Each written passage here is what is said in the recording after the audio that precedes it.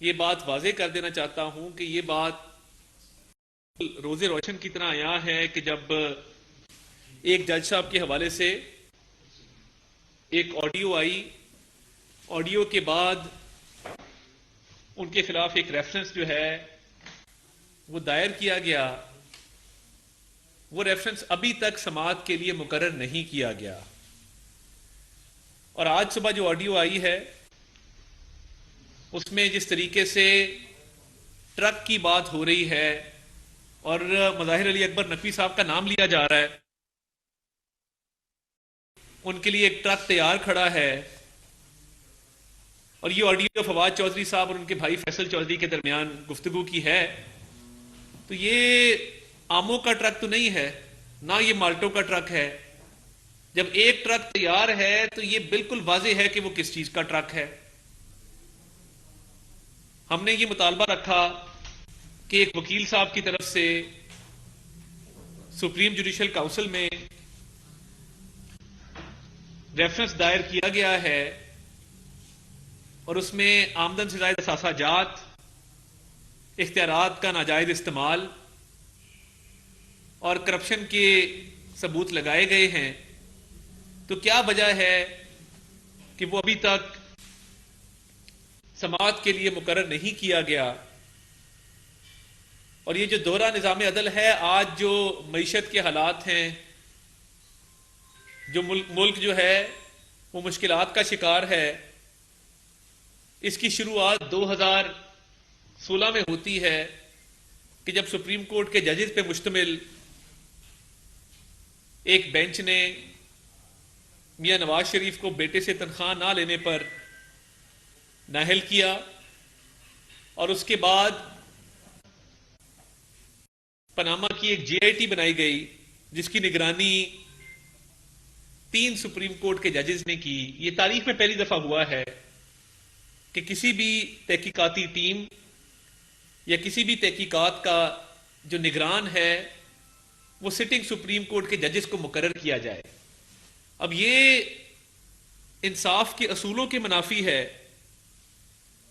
कि जब आप सुप्रीम कोर्ट के जज के तौर पे एक फैसला दे रहे हैं और तहकीकात का ऑर्डर कर रहे हैं, तो उन तहकीकात की निगरानी भी आप खुद करें। इससे यह बात जाहिर होती है कि आपका जहन का झुकाव किसी एक तरफ वाज़े तौर पर पाया जाता है। अब जब मियां नवाज शरीफ साहब को बेटे से तनख्वाह ना लेने पर नाअहल किया गया और उसके बाद पनामा की जीआईटी की तहकीकात हुई, तो यह सबको पता था कि पनामा जीआईटी का फैसला क्या आना है। और फिर जब ट्रायल चलाया गया तो वो रोजाना की बुनियादों पर चलाया गया। मुल्क की तारीख में कोई ऐसी मिसाल नहीं मिलती कि जहां पर किसी भी पब्लिक ऑफिस होल्डर का, किसी भी वजीर आजम का ट्रायल जो है वो रोजाना की बुनियादों पर चलाया गया हो। क्या ये मयार बाकी पब्लिक ऑफिस होल्डर्स पर भी लागू किए गए हैं? क्या तोशा खाना का ट्रायल भी रोजाना की बुनियादों पर चलाया जा रहा है?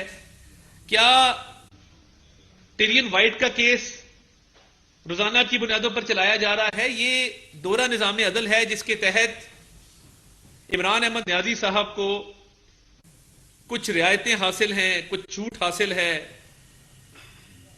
और उनको उस कड़े एहतसाब का सामना नहीं है जिससे बाकी इस मुल्क के सियासी रहनुमा गुजरे हैं। तो इसकी वजह यह है कि अदलिया के अंदर उनके सहूलतकार आज भी मौजूद हैं और हर गुजरते दिन के साथ उस सहूलतकारी के सबूत सामने आ रहे हैं। और आज सुबह जो ऑडियो आई है जिसमें फवाद चौधरी साहब और फैसल चौधरी साहब गुफ्तगू फरमा रहे हैं, वो आपस में क्या बात कर रहे हैं? वो जज साहिबान के दरमियान पैगाम रसानी की बात कर रहे हैं कि फलां साहब का पैगाम या फलां साहब की डिमांड फलां साहब तक पहुंचाई जाए, नंबर 1। नंबर 2, वो ये कह रहे हैं कि मज़ाहिर नकवी साहब के लिए एक ट्रक तैयार है। अब ये बड़ा एक संगीन मामला है, बड़ा संजीदा मामला है कि जिन जज साहब को पहले ही जिनके खिलाफ सुप्रीम जुडिशियल काउंसिल का एक रेफरेंस दायर हो चुका था, जिसमें आमदन से ज्यादा असासे लाहौर कैंट के उस प्लॉट की बात हुई। 4 कनाल का वो प्लॉट जिसकी कीमत 40 करोड़ है, मगर वो 10 करोड़ में खरीदा गया, और जिससे खरीदा गया उसने एक दिन पहले वो खरीदा था, तो लेयरिंग की गई। उसका कोई ना जवाब पेश किया गया है, ना उसकी कोई सफाई दी गई है। और ये देखें, हमारा मुतालबा बिल्कुल सिंपल है कि ये रेफरेंस सुप्रीम जुडिशियल काउंसिल में समाअत के लिए मुकर्रर किया जाए, क्योंकि ये अब तक मुकर्रर नहीं किया जा सका और ये ताखीर का शिकार है। मामलात मजीद संगीन हो रहे हैं। और आज की ऑडियो में वो ट्रक का जिक्र, अब ये कोई आमों का ट्रक तो नहीं है, ये बिल्कुल वाज़ेह है कि ये किस चीज का ट्रक है। और मैं सोशल मीडिया पे देख रहा हूं, एक रकम का जिक्र हो रहा है कि ये ट्रक जो है ये एक मखसूस रकम के लिए के तौर पे इस्तेमाल किया गया। ये इंतहाई अफसोसनाक है कि फवाद चौधरी साहब पैगाम रसानी भी कर रहे हैं एक अदालत और दूसरी अदालत के माबैन, और उसमें अपना सियासी असर रसूख भी इस्तेमाल कर रहे हैं। और एक जज साहब जिन पे पहले ही इल्जामात हैं, जिनके खिलाफ रेफरेंस आ चुका, जिनके खिलाफ पाकिस्तान बार काउंसिल और सूबाई बार काउंसिल्स की मजम्मती करारदादें आ चुकी, उनके हवाले से बात हो रही है कि उनके लिए एक ट्रक तैयार है। अगर यह मामला सुप्रीम जुडिशियल काउंसिल में नहीं जाता और इसको मजीद ताखीर का शिकार किया जाता है, तो ये तो हर गुजरते दिन के साथ मजीद इल्जामात सामने आ रहे हैं। और जो पार्टी बात कर रही है, मरियम नवाज शरीफ साहिबा बात कर रही हैं दोहरे निजाम अदल के हवाले से, तो फिर ये तो बात बिल्कुल वाज़ेह हो जाएगी कि अदलिया में ऐसे लोग मौजूद हैं जो इमरान अहमद न्याजी के सहूलतकार हैं और उसको वो सहूलियात मुयसर हैं जो बाकी सियासी पार्टी के रहनुमाओं को नहीं है। उसकी बेल हो तो उसको टाइम दिया जाता है कि सुबह दोपहर शाम, फिर कई दिन गुजर जाते हैं, फिर कहा जाता है कि आपको कब आपकी सहूलत है, आप कब तशरीफ ला सकते हैं, सुबह आ जाइए, दोपहर आ जाइए, शाम आ जाइए। तो क्या वजह है कि काजी फायद ईसा साहब की अहलिया को तो कटहरे में खड़ा किया गया, मगर ये ऑडियो दर ऑडियो आने के बाद, लाहौर के प्लॉट के सबूत आने के बाद, अकाउंटों की डिटेल्स आने के बाद भी मज़ाहिर अली वो कहते मैं चीफ जस्टिस को अपनी सफाई पेश करूंगा। तो देखिए, इस मुल्क का सबसे बड़ा अदल का इदारा जिसने इंसाफ फराहम करना है लोगों को, अगर उनमें बैठे ही एक जज साहब के खिलाफ ये इल्जामात सामने आए हैं तो ये कौम के सामने क्लियर होने चाहिए और इसकी सुप्रीम जुडिशियल काउंसिल में इसको समाअत के लिए मुकर्रर करके बाकायदा इसकी समाअत करके दूध का दूध पानी का पानी हो, ताकि कौम को पता हो कि ये इल्जामात जो थे वो लगाए गए थे और तहकीकात में ये चीज सामने आई है। तो ये इंतहाई काबिल मजम्मत है, इंतहाई काबिल अफसोस है। हम हर रोज ये बात कर रहे हैं कि हमें ये नजर आ रहा है कि कुछ ऑनरेबल जजेस का झुकाव इमरान न्याजी साहब की तरफ है। तो आज की ऑडियो और पिछली ऑडियो को मिलाएं कि मोहम्मद खान भट्टी जो कल ईरान की सरहद पार करने की कोशिश में, फरार होने की कोशिश में गिरफ्तार हुए, उनके साथ एक ऑडियो थी, और आज जो ऑडियो आई है फवाद चौधरी साहब को कहने के लिए कुछ नहीं बचा और हमें सजा दिलवाने की बात की जा रही है। सहूलतकारी की इंतहा देखें कि वो पैगाम दे रहे हैं कि इस्तगासा दायर किया जाए और 228 की कार्रवाई करके सजा दिलवाई जाए ताकि पीएमएलएन पे प्रेशर डाला जाए। ये इंतहाई अफसोसनाक है। और इस मुल्क में अगर ये दोहरा निजाम अदल रहा तो हालात मजीद खराब होंगे। और मैं पहले भी कह चुका कि उन जज साहबान का क्या कसूर है जो ईमानदारी के साथ, फर्शनासी के साथ हक हलाल की रोजी रोटी कमाते हैं। पूरे इदारे को खुदारा दागदार मत कीजिए, पूरे इदारे पर यह दाग मत लगने दीजिए। अगर एक शख्स के खिलाफ इल्जामात आए हैं तो उसकी तहकीकात करने में क्या हर्ज है। और देखिए कि यह तोशा खाना का ट्रायल फर्द जुर्म आज तक आयद नहीं हो सकी। मियां नवाज शरीफ का केस था, रोजाना की बुनियादों पे बाकायदा उसकी समाअत होती थी, सुप्रीम कोर्ट के जजेस को निगरान मुकर्रर किया जाता था। आज एक लाडला है जो अदालतों को डिक्टेट करता है, जो अदालतों पे हमले करता है, जो मुसल्लह जत्थों के साथ अदालतों के हाथे में खड़ा होता है और अपनी मर्जी से आता है, मर्जी से जाता है। अरबों रुपए की चोरी है तोशाखाना में, जमानत वारंट जारी हो चुके हैं, 7 तारीख को समाअत के लिए मुकर्रर है। यह कितनी दफा फर्द जुर्म आयद होने से इसको बचाया जाएगा? कितनी दफा टिरियन जेड वाइट केस में तारीख ली जाएगी? और इसको तारीख क्यों मिलती है? मियां नवाज शरीफ को तो तारीख नहीं मिलती थी। यानी यह बदउनवान भी है, यह बदनीयत भी है, इस पे अरबों रुपए की चोरी के इल्जामात हैं, बेटी को डिक्लेयर नहीं किया हुआ, फिर भी दंदनाता फिरता है इस मुल्क में। वो अदलिया का कंधा इस्तेमाल कर रहा है और उसके लोग एक मुअज़्ज़ज़ जज का नाम लेकर लोगों को डरा धमका भी रहे हैं, और ट्रकों की बातें भी इस मुल्क में शुरू हो गई हैं। तो ये इदारा मुकद्दम है, मोहतरम है, और इसने इंसाफ लोगों को फराहम करना है। मगर अगर ये मामलात रहे तो लोगों का फिर निजाम अदल से एतबार उठ जाएगा, मुकम्मल तौर पे उठता जा रहा है दिन ब दिन, मगर मुकम्मल तौर पे उठ जाएगा। और जब निजाम अदल से लोगों का एतबार और एतमाद उठ गया तो लोग आपस में फैसले किया करेंगे, फिर गली मोहल्लों, सड़कों पे, चौक चौराहों में फैसले हुआ करेंगे। और यह सिर्फ इसलिए है कि एक शख्स, उसको प्रोटेक्शन दी जा रही है, ज़ाहिर अली अकबर नकवी साहब को, कोई उनके खिलाफ कार्रवाई करने को तैयार नहीं, कोई उनका केस सुप्रीम जुडिशल काउंसिल में लगाने को तैयार नहीं।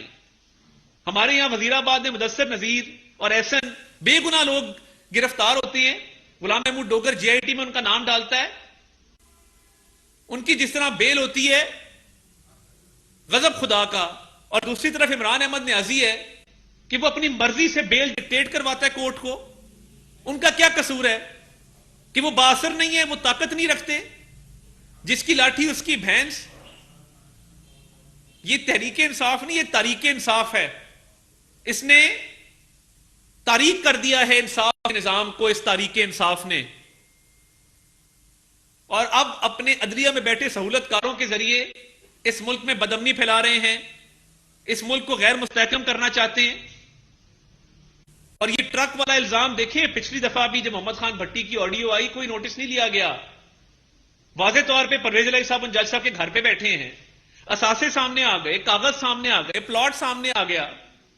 और आज जब ये ट्रक की बात की जा रही है, और एक ट्रक को मैं आपको दोबारा बता रहा हूं कि उसको बतौर एक रकम के कोड वर्ड में पेश किया गया है, सोशल मीडिया भरा पड़ा है कि एक ट्रक किसी रकम का कोड वर्ड है।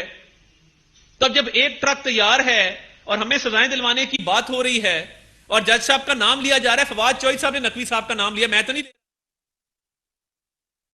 की सफाई देना, क्या इस केस की तहकीकात होना, क्या सुप्रीम जुडिशल काउंसिल का इजलास बुलाया जाना, क्या ये इन हालात में जरूरी नहीं हो गया?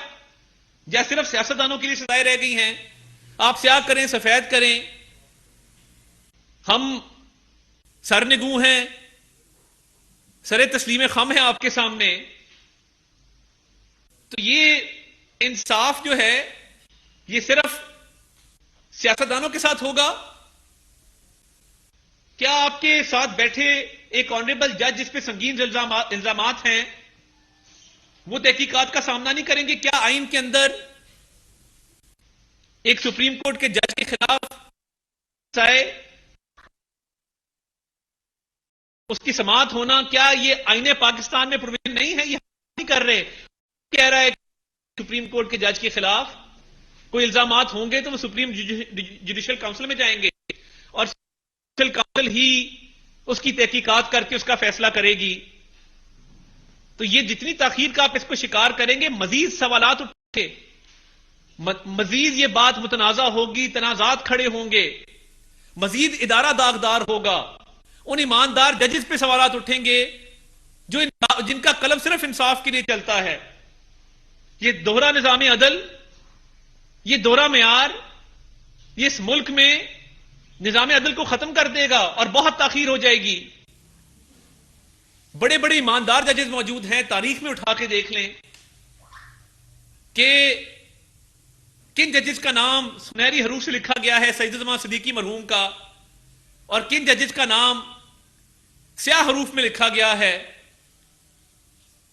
तो खुदारा इस इदारे को बचाइए, इसकी तकरीम को बचाइए, इस इदारे को दागदार मत होने दीजिए।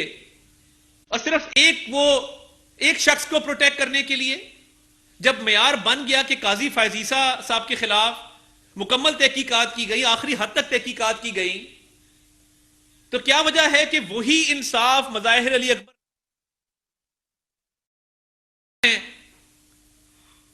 उनको भी उसी प्रोसेस से गुजरना है जिससे काजी फायजीसा साहब गुजरे थे? मगर यहां पे तासुर है, लोग बात कर रहे हैं कि अदलिया भी तकसीम है, ग्रुपों में तकसीम है। यह अफसोसनाक है बतौर कानून के एक तालिब इल्म के। हमारा इस इदारे से भी एक ताल्लुक रहा है कई दहाइयों का। हमें दुख होता है, हमें रंज होता है, हमें अफसोस होता है कि किस तरीके से इस इदारे की इज्जत तार तार हो रही है, दागदार हो रही है। तो इसको प्रोटेक्ट करना, इसको बचाना किसकी जिम्मेदारी है? और क्यों सुप्रीम जुडिशियल काउंसिल में यह केस नहीं भेजा जा रहा? अगर प्लॉट खरीदने के जराए मौजूद थे और प्लॉट की कीमत वाकई 10 करोड़ है, तो कौम को बताया जाए कि सुप्रीम जुडिशियल काउंसिल में यह केस गया था, उन्होंने इनको क्लियर कर। मगर कुछ तो है जिसकी पर्दादारी है, जिस वजह से यह केस वहां फिक्स नहीं किया जा रहा। और हम तो यह बात करते हैं कि हमने हमेशा अदालतों का एहतराम किया, हमारी बेलें 2-2 साल नहीं लगती थी, हमारे खिलाफ केसेस आते थे, 90-90 दिन का रिमांड था, जुडिशियल रिमांड था, रोजाना की बुनियादों पर ट्रायल थे। हमें जब सजा देनी होती थी तो रोजाना की बुनियादों पर ट्रायल चलता था। जब रिलीफ की बारी आती थी तो कोई जज साहब हमारी साल साल बेल नहीं लेते थे। हम बड़ा पिसे हैं इस निज़ाम अदल के तहत, जिसमें तब भी इमरान खान के सहूलतकार मौजूद थे, आज भी इमरान खान के सहूलतकार मौजूद हैं, जो उसका केस आगे नहीं चलने देते। जो केस हम बनाते हैं, फॉरेन फंडिंग की 3 FIR थी, 2 में स्टे ऑर्डर है, 1 में उसकी बेल हो गई है। तोशा खाना का ट्रायल है, वो चलने नहीं दे रहा। हमला केस है, वो जाके स्टे ले लेता है, बेल ले लेता है। इमरान खान के पास 2 ही ऑप्शन है, स्टे रिलीफ, स्टे रिलीफ। हमारी पूरी पूरी क़यादत जेलों में होती थी। इधर एक मुकदमा बनता है, आधे घंटे में वो क्वाश हो जाता है, क्योंकि इमरान खान को उसकी सहूलतकारी की जा रही है। और देखिए, ये हाथ जोड़ के इल्तिजा है, रिक्वेस्ट है आपसे कि मज़ाहिर अली अकबर नकवी साहब नहीं किया जा सकता।